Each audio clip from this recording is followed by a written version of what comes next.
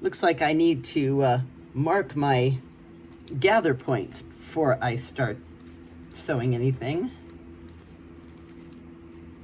Always helps to remember to do the little things, otherwise it gets so much harder to do.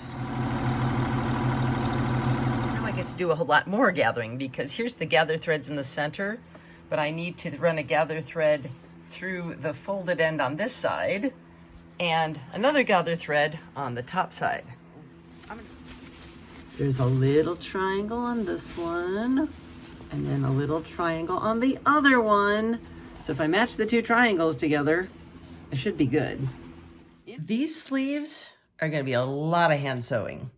So I'm gonna find a movie or something. Been at it, an hour and 15 minutes and 12 seconds later, sleeve 1 is now tacked down. Yeah, this is, so when you have a question about which sleeve you're looking at them, you can't tell them apart.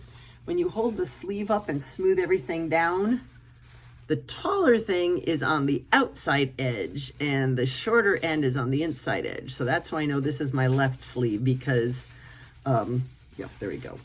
Because that is a higher part. So if it was on my right sleeve, it would be that way, right arm. So on the left arm, the outer part, the hollow part is on the outside. The sleeve is right side out. And then the bodice I have inside this way so that to put the right sides together, I'm pulling the sleeve, there's the sleeve, inside the armpit hole. To help you know if you're on the right track is, see, this is a double diamond and that's the single diamond from the patterns. And on the sleeve, there's the double diamond. And on this side, there's the single diamond. Now it's just a matter of using that sleeve arm again. Here we go. Let's have some fun.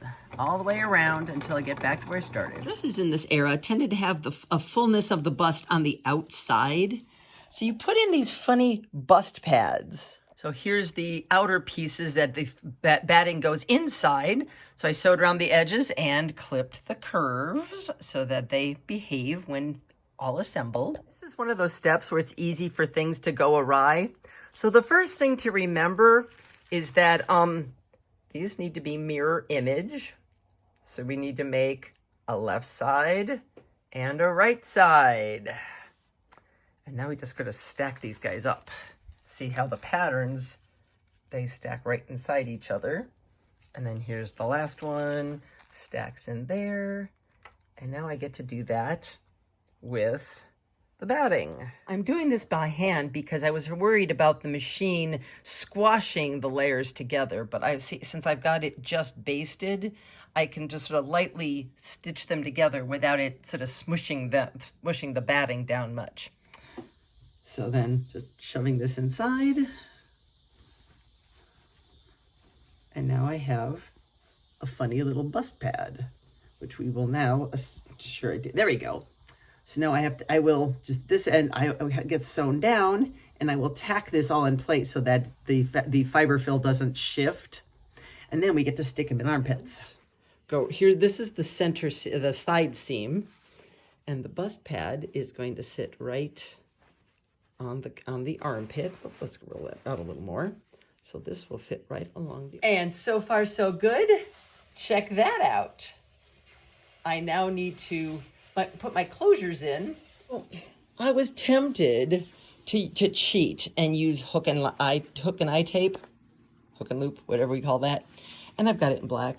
But you know, I really, since I've gone and flatlined and so forth in the period techniques, I got to do it the period way. So I really am going to hand sew in hooks and loops all the way up and down this bodice. Have I shown you guys this? Check it out.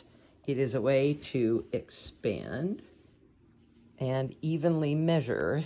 Of course, this one I have to expand out a little more and then contract it a bit. But now I can evenly measure and mark off where the hooks are going to go. The same book has a good illustration of how the hooks and loops go, or hooks and eyes. So the eyes are right on the edge of the fabric, and the hooks are a little ways in. Well, the answer turned out to be 20 pairs of hooks and eyes, but they are now all installed, and I will be able to just hook my way in all the way up with a fairly decent fit. Look at that. So much nicer. So the next thing I'm going to do is add, wait for it, a collar.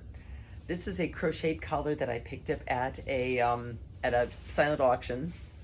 And I'm going to tack the collar, once I have that on, I will tack the collar to the neckline, and that, I might want to put I will put probably a black and white cameo here, but I am just going to tack the collar to the neckline, because why wouldn't I? So guess what? More hand sewing.